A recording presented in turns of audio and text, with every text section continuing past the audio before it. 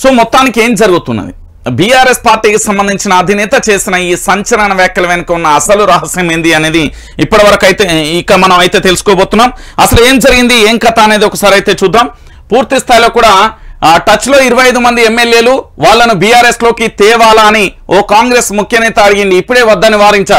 కాంగ్రెస్ లో అంతా బీజేపీ పెత్తనమే, లోక్సభ ఎన్నికల తర్వాత మనదే రాజ్యం అంటూ కూడా కేసీఆర్ ఒక క్లియర్ కట్ కూడా ఇచ్చిన పరిస్థితి కనబడుతుంది.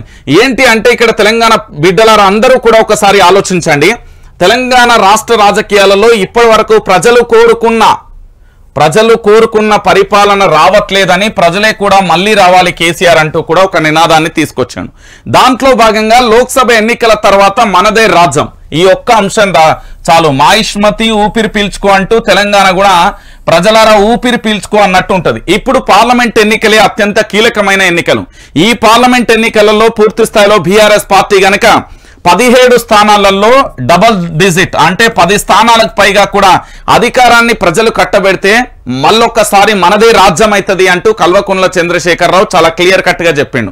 ఇప్పటి వరకు చేసిన సర్వేలలో బీఆర్ఎస్ పార్టీకి పూర్తి స్థాయిలో 8 వస్తున్నాయి. ఇతరులు ఇక కొట్టుకుంటున్నారు, దాంట్లో పెద్ద సమస్య లేదు. కాంగ్రెస్ కు 2 రావచ్చు 3 రావచ్చు అంటూ కూడా కేసీఆర్ చాలా క్లియర్ కట్ గా చెప్పిండు. సో మొత్తానికి ఏం జరుగుతున్నది అంటే తెలంగాణ రాష్ట్ర రాజకీయాలలో ఒక బాంబే బెల్చెండు కేసీఆర్ అని చెప్పడంలో ఎలాంటి డౌట్ లేదు. ఎందుకంటే ఇప్పటి వరకు ఎండిపోయిన చిలకలను చూస్తున్నాం, ఎండిపోయిన పంటలను చూస్తున్నాం, రైతుల ఆత్మహత్యలు చూస్తున్నాం, ఆటో డ్రైవర్ల ఆత్మహత్యలు చూస్తున్నాం, విద్యార్థుల ప్రభుత్వం ఏ విధంగా హత్య చేసిందో చూస్తున్నాం, లాకప్ డెత్తులను చూస్తున్నాం, అక్రమ కేసులను చూస్తున్నాం, పోలీసుల పెత్తందరి దాదాగిరి ఏందో చూస్తున్నాం, దాంతో పాటు బెదిరింపులు చూస్తున్నాం.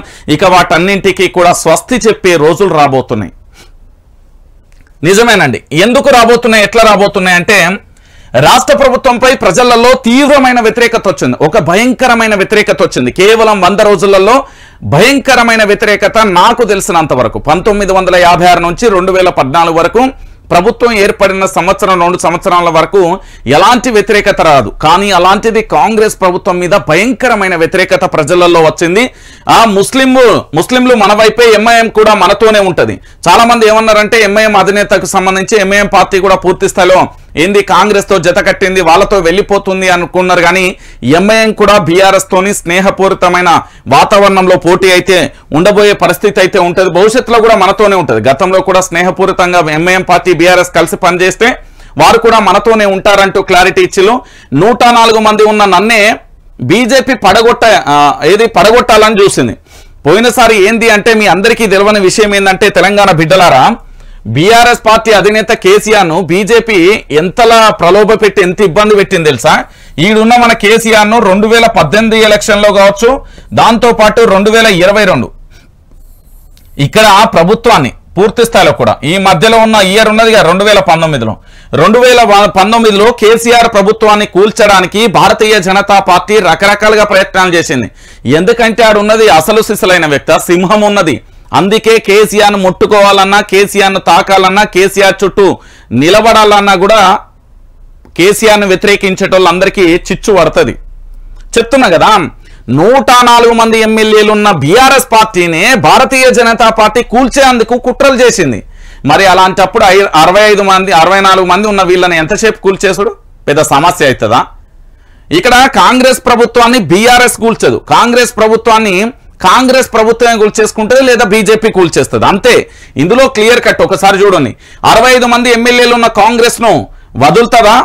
రేవంత్ రెడ్డి బీజేపీలోకి పోయే అవకాశం ఉంది. బిఎల్ సంతోష్ కి నోటీసులు ఇస్తే నాపై కక్ష కట్టిరు, అందుకే కవిత అరెస్టు, అసలు ఆమెపై కేసే లేదు. మళ్ళీ ఉద్యమం అంటూ చెప్పిండు. త్వరలో బస్సు యాత్ర చేయబోతుందంట కేసీఆర్. బీఆర్ఎస్ కార్యకర్తల కోసం 10 కోట్ల ఫండ్ పెట్టిండు. పార్టీ ఎంపీ అభ్యర్థులకు బీఫామ్స్ అందజేత అంటూ కూడా ప్రధానాంశానికి సంబంధించి కూడా హైలైట్ చేసింది. ఏం లేదు, ఇక్కడ కవిత అరెస్టుకు సంబంధించిన విషయంలో చాలా క్లియర్ కట్ గా చూడొచ్చు. మొదట సాక్షి, ఆ తర్వాత దాంట్లో ఏంది అనుమానితురాలు, ఆ తర్వాత నిందితురాలు, దానికి సంబంధించిన కేసు విచారణ, అరెస్ట్, ఇవన్నీ జరిగినాయి. ఎందుకు జరిగినాయి ఇవన్నీ అంటే ఎమ్మెల్యేల ఎర కేసు అంటే ఫామ్ హౌస్ కేసు ఏదైతే ఉందో అందులో సంతోష్ అనేటైనా చాలా క్లియర్ కట్ గా కూడా అప్పుడు బీఆర్ఎస్ పార్టీని కూల్చేయడానికి అమిత్ షా ఆధ్వర్యంలో ఒక స్కెచ్ జరిగింది. దాన్ని భారీ స్థాయిలో తిప్పికొట్టిండు కేసీఆర్ గనక ఒక్కొక్కడికి నేను చెప్తున్న గుజరాత్ మన రాష్ట్రంగాని ఎక్కడో హౌలేగాళ్లకు భయపడేది లేదు. మన తెలంగాణలో ఎవర్రా వాడు పూర్తి స్థాయిలో మనల్ని ఇబ్బంది పెట్టాడని వాళ్ళకి ఇది ఓపించిండు కేసీఆర్. దట్ ఈస్ కేసీఆర్ పక్క రాష్ట్ర పోనికి భయపడవు, లేకపోతే ఇంకోని భయపడే, ఎవ్వడికి భయపడలే. నా తెలంగాణ, నేను కష్టపడి తెచ్చుకున్న తెలంగాణ, మా ప్రజలందరూ బాగుండాలని కోరుకున్నది కేసీఆర్. అలాంటి కేసీఆర్ ప్రభుత్వాన్ని కూల్చడానికి రకరకాలుగా కూడా ప్రయత్నాలు చేసిండు. ఇది చాలా మందికి తెలియదు మిత్రులరా, చాలా మందికి తెలియదు. నేను చెప్తున్నా కదా, 99% మందికి కూడా తెలియదు. ఎందుకు అంటే ఎప్పుడైతే ఎమ్మెల్యేల ఎరకేసు తెర మీదకి వచ్చిందో అప్పటి నుండి కేసీఆర్ ప్రభుత్వాన్ని ఎట్లా కూల్చేద్దామా, ఎట్లా చేద్దామా అని ప్రయత్నాలు చేసిళ్ళు. వాస్తవం 104 మంది ఉన్న బీఆర్ఎస్ పార్టీని కూల్చడానికి అష్టకష్టాలు పడ్డరు. వాళ్ళు చెయ్యని ప్రయత్నం అంటూ లేదు. ఆఖరికి కవిత భారతీయ జనతా పార్టీలో చేరవా అని కూడా ఒత్తిడి తెచ్చి అలా అరెస్టు చేశారు. ఇంకొక విషయం ఏంటంటే కేసీఆర్ త్వరలో ఉద్యమం చేయబోతున్నాడు. కేసీఆర్ ఉద్యమం మొదలు పెడితే ఎట్లుంటుందో తెలుసు కదా. కేసీఆర్ ఉద్యమం మొదలు పెడితే ఇక దాన్ని ఊహించడానికి కూడా ఎవరికి ఆ ఊహకు కూడా అందదు. సుడిగాలి ఎట్లా తిరుగుతుందో దానికంటే భయంకరమైన ప్రజలకు సంబంధించిన ఉద్యమం మొదలు పెడతాడు కేసీఆర్. త్వరలో బస్సు యాత్ర చేయబోతుండు. ఇక సిద్ధంగా ఉండుర్రి. ఇన్ని రోజులు మురిగిన కుక్కలన్నిటికీ ఇక సమాధానం దొరుకుతుంది. కుక్కలు మొత్తం మరి ఎక్కడికి పోతే ఇక వేచి చూడాలి. ఆ కుక్కలన్నీ ఉంటాయా, ఊసిపోతాయా, ఏమైతుంది మనకు సంబంధం లేదు. కానీ కల్వకుంట్ల చంద్రశేఖరరావు మాత్రం బరి గీచిండు, బరిలో దిగి ఆట మొదలు పెడుతుండు. ఎవని ఆట ఏంది అనేది కూడా చూపెడతాడు కేసీఆర్తోనే ఏదో ఆషామాషిగా కేసీఆర్ అనుకుంటున్నారు. కానీ 14 ఏళ్ళు విపక్షంలో ఉన్న నేత ఎవరైనా ఉన్నారు అంటే కేసీఆర్. ఎన్ని ఒడిదొడుకులు ఎదుర్కొని ఉండాలి, ఎన్ని కేసులు ఎదుర్కొని ఉండాలి, ఎన్ని మానసిక ఇబ్బందులు ఎదుర్కొని ఉండాలి, ఎన్ని రాజకీయాలు అప్ అండ్ డౌన్ ఎదుర్కొని ఉండాలి, అన్ని ఎదుర్కొన్నాడు. కాబట్టే కేసీఆర్ ఇప్పుడు ఒక వ్యూహం చేసిండు. ఏంది, త్వరలో ప్రజాక్షేత్రంలోకి అడుగు పెడతారు. ఇక్కడ 100 రోజులు ఎవరు అడగలే, వాళ్ళు కాంగ్రెస్ పార్టీలు ఇచ్చారు. అసలు కాంగ్రెస్ పార్టీ నిన్న కూడా ఒక మాట అన్నది తెలుసా. కాంగ్రెస్ పార్టీకి సంబంధించిన ఒక కీలక నేత నిన్న ఏమన్నాడు తెలుసా, అసలు మేము అధికారంలోకి వస్తామని మాకే తెలియదు అని చెప్పిండు ఆయన చిట్చాట్లో. మేము అధికారంలోకి వస్తామని మేము ఊహించలే అని చెప్పిండు ఆ నేత. ఇక మీరే ఆలోచించరు. త్వరలో కేసీఆర్ అయితే పూర్తి స్థాయిలో బస్సు యాత్ర చేస్తుండు, ప్రజాక్షేత్రంలోకి వెళ్తుండు, ఎండిన పంట కాడికి వస్తాడు, చనిపోయిన ఇంటికి ఆడ అడుగు పెడతాడు, వాళ్లకు భరోసా ఇస్తాడు. దాంతో పాటు కరెంటు షాకులతో, పాము కాటులతో ఎక్కడెక్కడైతే ఎలాంటి పరిస్థితులు ఏర్పడ్డే వాళ్ళ కుటుంబాలందరినీ కూడా పరామర్శిస్తాడు. పూర్తిగా ప్రజాక్షేత్రంలో కేసీఆర్ రాబోతున్నాడు. 104 మంది ఉన్న ప్రభుత్వాన్ని కూల్చడానికి భారతీయ జనతా పార్టీ ప్రయత్నం చేసినప్పుడు 65 మంది ఉన్న ఈ కాంగ్రెస్ ప్రభుత్వాన్ని కూల్చడంలో పెద్ద ఇబ్బంది లేదు అనేది రాజకీయ విశ్లేషకులు చెప్తున్నారు. ఇక్కడ బీఆర్ఎస్ పార్టీ కూల్చడానికి ఎలాంటి ఇబ్బంది లేదు. భవిష్యత్తులో మళ్ళొక్కసారి బీఆర్ఎస్ పార్టీ జెండా ఎగరాలన్నా, కేసీఆర్ మళ్ళీ ముఖ్యమంత్రి కావాలన్నా పార్లమెంట్ ఎన్నికలు చాలా క్లియర్ గా చెప్పొచ్చు. డబల్ డిజిట్ దిశగా, ఎందుకంటే ఇప్పటికే చాలా చోట్ల కూడా గెలుపు అనేది కన్ఫర్మ్ అయిపోయింది. ఆల్మోస్ట్ ఒక 6 చోట్ల ఇప్పటికే బీఆర్ఎస్ పార్టీ జెండా ఎగరవేస్తుంది అనేది సర్వేలు కూడా చెప్పినాయి. 8 స్థానాలకి ఇంకా కొంచెం కష్టపడితే 2 స్థానాలు 10 పైన వస్తాయి అనేది ఆల్రెడీ చెప్పిన పరిస్థితి. ప్రజలలో కూడా భయంకరమైన వ్యతిరేకత ఉంది. ఎందుకంటే మన ముఖ్యమంత్రి ప్రస్తుతం మనం మైకులు పట్టుకొని పోదాం ఏది యనుమల రేవంత్ రెడ్డి గారు తెలంగాణలో ఆచూకీ లేరు. ఆయన కేరళ ఇతర రాష్ట్రాలు స్టార్ క్యాంపెయినర్ అని తిరుగుతుండు. ఓ పక్కన ఇక్కడ మా దళిత బిడ్డ ప్రశాంత్ పులిహోర తిని విద్యార్థి చనిపోతే కనీసం ఆయనను మంత్రులు కానీ ఎమ్మెల్యేలు కానీ ఏ ఒక్క సన్నాసి కూడా పరామర్శించని పరిస్థితి కనబడుతుంది. ఇంకా 23 మంది అస్వస్థ గురైలు, వాళ్ళ గురించి కూడా పట్టించుకొని దుర్మార్గమైన ప్రభుత్వం ఏదైనా ఉంది అంటే అది తెలంగాణలో ఉన్నది. గుర్తుపెట్టుకోరు అది. సో దేశానికి రాష్ట్రానికి బీజేపీ ఏం చేసిందని ఓటు వేయాలి. బీజేపీ ఒక మంచి పని చేసిందా? తెలంగాణకు మెడికల్ కాలేజీ ఇవ్వలేదు, నవోదయ విద్యాలయాలు ఇవ్వలేదు, ఐటీఐఆర్ ఇవ్వలేదు, ఇచ్చంపల్లి నుంచి నీళ్లు మళ్లించుకున్నందుక, కృష్ణానది మీద ప్రాజెక్టులను కేఆర్ఎంబీకి అప్పగించినందుక, రైతుల మోటార్లకు మీటర్లు పెట్టమన్నందుక, ఎందుకు బీజేపీకి ఓటు వేయాలి అంటూ కూడా ఉద్యమం మొదలుపెట్టింది. ఇక ఏం చేయమంటారు మరి? ప్రజలు ఇబ్బంది పడతా ఉంటే ఉద్యమం అయితే ఎవరు ఊరుకోరు, కూర్చుంటూ ఊరుకోరు. ఒక ఇంట్లో సమస్య ఏర్పడిందంటే ఆ ఇంటి యజమాని పూర్తి స్థాయిలో యుద్ధం చేయడానికి కథన రంగంలో అడుగు పెడతాడు. ఈ రోజు కూడా గదే జరుగుతున్నది. ఇక ప్రధానమైన అంశం ఏంటంటే గుర్తుపెట్టుకోరి, రాష్ట్రంలో మొత్తానికైతే నామినేషన్ల ప్రక్రియ ప్రారంభమైంది. ఇక లోక్సభ ఎన్నికల తర్వాత తొలి దశ పోలింగ్ కూడా నేడే ప్రారంభం కానున్నది. ఒక్కసారి మీరు చూడుర్రి. ఏంటి అంటే తెలంగాణ ప్రజలారా చాలా క్లియర్ కట్ గా 25 మంది ఎమ్మెల్యేలు బీఆర్ఎస్ అధినేత కల్వకుంట్ల చంద్రశేఖరరావుతో టచ్ లో ఉన్నారు. మనం 39 అంటే కంటోన్మెంట్ అంటే 38, మనకు ఆల్మోస్ట్ 65 పైచిలకు అంటే ఇంకా మిగతా 25 మంది ఎమ్మెల్యేలు రెడీగా ఉన్నారు.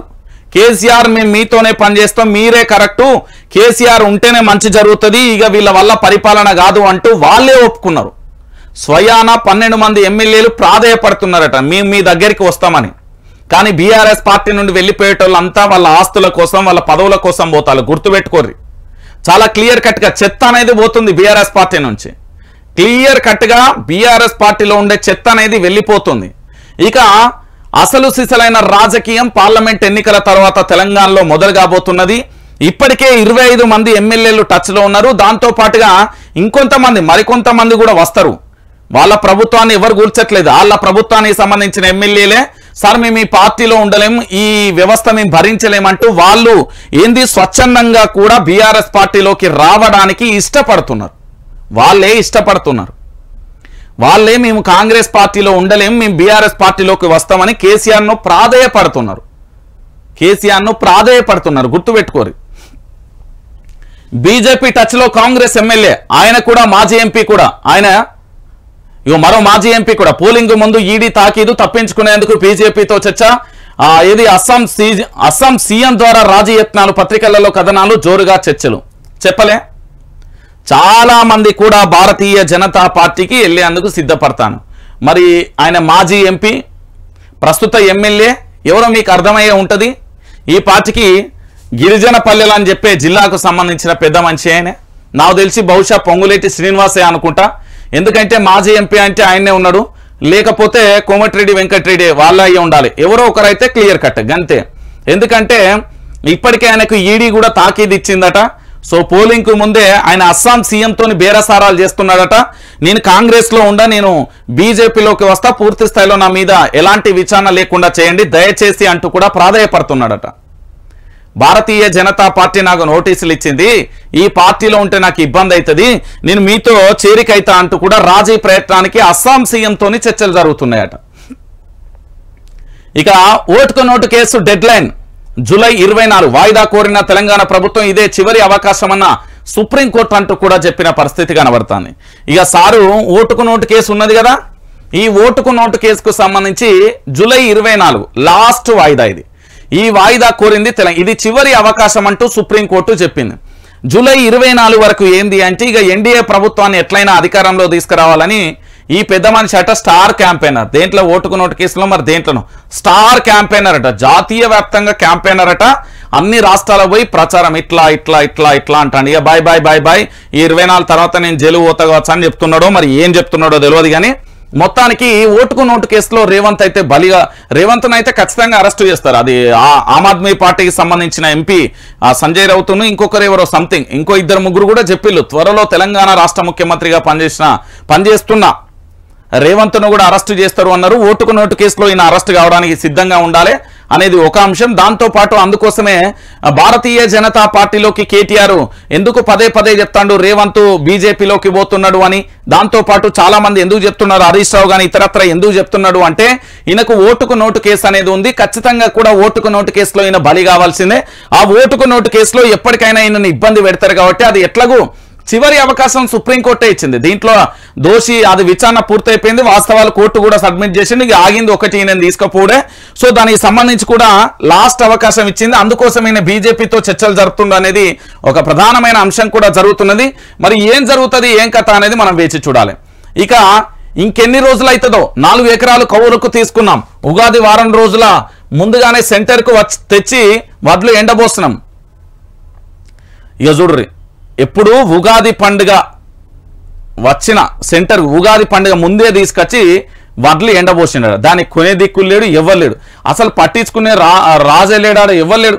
కాగితాలపైనే కేంద్రాలు ప్రారంభించిన కొనుగోళ్లు సున్నా, సగం కేంద్రాలలో ఇదే పరిస్థితి అంటూ కూడా ప్రధానమైన ప్రచారంలో కాంగ్రెస్ ప్రజాప్రతినిధులు. ఎన్నికల విధులలో నిమగ్నమైన అధికారులు, విసుకెత్తి తెగ నమ్ముకుంటున్న రైతన్నలు, తక్కువ ధరకు కొంటున్న వ్యాపారులు, క్వింటాలకు 400 నష్టపోతున్న రైతులు, అన్నదాతలను వణికిస్తున్న అకాల వర్షాలు అంటూ కూడా చెప్పిన పరిస్థితి కనబడుతుంది. ఇక మీ అందరికీ తెలుసు కదా తెలంగాణ బిడ్డలారా, తెలంగాణ రాష్ట్ర వ్యాప్తంగా కూడా అకాల వర్షాల వల్ల ఇప్పటికే రైతన్నలు చాలా ఇబ్బంది పడుతున్నారంటే ఆల్రెడీ వీళ్ళు ఉగాది పండుగ రోజు వడ్లన్నీ తెచ్చి కొనుగోలు కేంద్రాలలో ఎండబోసి అక్కడ పోస్తే ఇప్పటి వరకు కూడా కొనే నాదుడే లేడు, అధికారి ఆ వైపు చూసేటట్టే లేడు.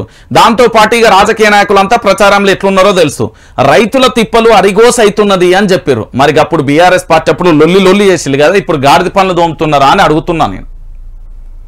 ఇప్పుడు ఏ ఒక్కడు చెల్లించాడు, ఇప్పుడు ఏ ఒక్కడు మాట్లాడడు. ఎందుకు అంటే తెలంగాణ బిడ్డలందరూ కూడా గుర్తుపెట్టుకోవాల్సిన విషయం ఏంటి అంటే కాగితాలపైనే ఉంటాయి కేంద్రాలు అనేది. ప్రారంభించిన కొనుగోలు దిక్కు దివాన లేదు. అదే కేసీఆర్ ఉంటే గిట్లుండే ఆ పరిస్థితి. కొనుగోలు కేంద్రాలు ఎంత జోరుదారుగా ఎమ్మెల్యేలు మంత్రులు మినిస్టర్లు పోయి ఎంత జోరుదారుగా కొనుగోలు కేంద్రాలను ప్రారంభించాడు. అటు సిద్దిపేట పోతే హరీష్ రావు, సిరిసిల్ల పోతే ఎవరు మన కేటీఆర్ ఎంత అద్భుతంగా పూర్తి స్థాయిలో కొనుగోలు జరిగినాయి. ఈరోజు అలాంటి పరిస్థితి లేదు కదా. ఇగో ప్రిన్సిపల్ కకృతి పిల్లల ప్రాణం మీదికి సోషల్ వెల్ఫేర్ గురుకులాలలో వరుస సంఘటనలు. 4 నెలల కిందటనే గురుకుల కాలేజీలలో అస్వస్థకు గురైన 76 మంది విద్యార్థులు నాణ్యత ప్రమాణాలు పరిశుభ్రత లేనందునే విచారణ కమిటీ వెల్లడించిన వాస్తవాలు ఇవి. అయినా మేల్కొని సొసైటీ ఉన్నతాధికారులు సోకాశం మెమోలు తప్ప బాధ్యతలపై చర్యలు లేవు. అధికారుల మామూళ్ల దందాలు ఉదాసీనత ఫలితమే భువనగిరి ఉదంతం అంటూ కూడా చెప్పిన పరిస్థితి కనబడుతుంది. ఎంత అధ్వానంగా తయారయ్యేలాంటి గురుకులాలలో లంచానికి అత్యంత దారుణంగా గలీజ్గా తయారైపోయారు. కనీసం పిల్లలకు బువ్వ పెట్టే పరిస్థితి లేదు. బువ్వ పెట్టినా బువ్వ తింటే సాగు తెచ్చుకోవాల్సిన పరిస్థితి ఏర్పడుతుంది. ఇప్పుడు మన దళిత బిడ్డ ప్రశాంత్ పులిహోర తిన్నందుకే కదా పరిస్థితి. ఇప్పుడు వాళ్ళ కుటుంబాన్ని ఏ ఒక్కడైనా పరామర్శించిండా? లేదు కదా. కనీసం వాళ్ళ దగ్గరికన్నా పోయిండా? లేదు కదా. పరిస్థితి అట్లా లేదు కదా. బయటలు మనకద్దు, కాంగ్రెస్ నుంచి 25 మంది వస్తామన్నారు, నేనే వద్దని చెప్పిన. ప్రజలు ప్రతిపక్ష హోదా ఇచ్చారు, దాన్ని సక్రమంగా నిర్వర్తిద్దాం. లోక్సభ ఎన్నికలలో 8 సీట్లు పక్కా గెలిపిద్దాం. బిఎల్ సంతోష్ మీద కేసు పెట్టామని కవితను అరెస్టు చేసిండు. ఈ నెలాఖరులలో జిల్లా పర్యటనలు, రోడ్ షోలు, అక్రమ కేసులపై పోరాడేందుకే లీగల్ సెల్ కు నిధులు. ఉద్యమకాలం నాటి కేసీఆర్ ను చూస్తారు. ఇక 17 మంది అభ్యర్థులు ముఖ్య నేతలతో సమావేశం. అభ్యర్థులకు బీఫామ్ లో అందజేసిన కేసీఆర్. కవిత అరెస్టు కక్ష సాధింపే. మొదట రైతులకు పరామర్శ తర్వాతే ప్రచారం. లోక్సభ ఎన్నికలే భారీ టార్గెట్ గా బీఆర్ఎస్ ప్రణాళిక సిద్ధం చేస్తున్నట్లుగా కనిపిస్తుంది. దీనికోసం గులాబీ బాస్ పకడ్బందీ ప్రణాళికలతో ముందుకెళ్తున్నారు. అభ్యర్థులకు బీఫామ్ లో అందజేసిన సందర్భంగా ఆయన మాట్లాడిన తీరు అలాగే ఉంది. ఉద్యమ కాలం నాటి కేసీఆర్ ను త్వరలో చూడబోతున్నామని పార్టీ కేడర్ లో జోష్ నింపారు. తాము ప్రభుత్వాన్ని కూల్చడం పైన దృష్టి పెట్టలేదని, ప్రజలు ఇచ్చిన బాధ్యత నెరవేర్చే పనిలో ఉన్నామని చెప్పారు. ఎన్నికల ప్రచారంలో కూడా రైతుల పరామర్శకే పెద్దపీట వేయాలని పార్టీ నేతలను ఆదేశించినట్లుగా చెప్పిన పరిస్థితి కనబడుతుంది. సో మొత్తానికి క్లియర్ కట్ గా ఏంటంటే కాంగ్రెస్ పార్టీ నుండి 20 నుంచి 30 మంది అండి. ఒకసారి ఏమో 25 మంది వస్తామని వాళ్ళే డీల్ కుదుర్చుకున్నారు. ఓసారి 20 మంది, ఓసారి 30 మంది. మేము వస్తాం బీఆర్ఎస్ పార్టీ కంటే కేసీఆర్ నో చెప్పి ఎవడు వద్దు, మన దగ్గర నుండి పోయినోడు వద్దు, ఇతర పార్టీలో వద్దు, మన పార్టీకి సంబంధించిన కార్యకర్తనే మనం పూర్తి స్థాయిలో కూడా మనమే చేసుకుందాం అంటూ కూడా చెప్పిన పరిస్థితి కనబడుతుంది. సో మొత్తానికి ఏం జరుగుతుంది, ఎట్లుంటది అనేది కూడా మనం చూడాల్సిన పరిస్థితి కనబడుతుంది. ఇక దానితో పాటుగా రేవంత్ పై లీకులు ఇస్తుంది కోమటిరెడ్డి బ్రదర్స్. ప్రజల కోసం ఎన్నిసార్లైనా జైలుకు వెళ్తా. అన్నదాతలను ముంచారు. కాంగ్రెస్ లో ఉంటూ బీజేపీకి ఓటేయమన్నారు. వాళ్ళ బండారం బయట పెడతా. సూర్యాపేటలో మీడియాతో మాట్లాడిన జగదీష్ రెడ్డి అంటూ కూడా ప్రధాన అంశానికి సంబంధించి కూడా హైలైట్ చేసిన పరిస్థితి కనబడుతుంది. సో మొత్తానికి ఇక్కడ ఏంటి అంటే రేవంత్ కు సంబంధించి చాలా మంది ఉన్నారు. ఏక్నాథ్ షిండేలు ఒకరిద్దరు కాదు. ఈ రోజు మీరు చాలా మంది అనుకుంటున్నారు కానీ ఏక్నాథ్ షిండేలకు సంబంధించి పూర్తి స్థాయిలో కూడా ఏక్నాథ్ షిండేలు కాంగ్రెస్ పార్టీలో 1/2 డజన్ పై మంది వెళ్తారు. ఇది మనం చెప్పిన మాట కాదు. ఎలేటి మహేశ్వర్ రెడ్డి చెప్పిండు భారతీయ జనతా పార్టీ నుండి.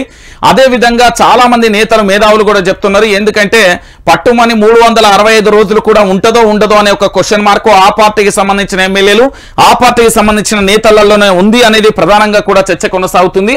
సో మొత్తానికి ఏంటి అంటే రేవంత్ కు సంబంధించి బదనాం చేసేది ఒక టీం ఉంటే, రేవంత్ కోసం పనిచేసేది ఒక టీం ఉంటే, ఇప్పుడు రేవంత్ ను మానసికంగా దెబ్బగొట్టడానికి రకరకాలుగా ప్రయత్నాలు కూడా జరుగుతున్న పరిస్థితి కనబడుతుంది.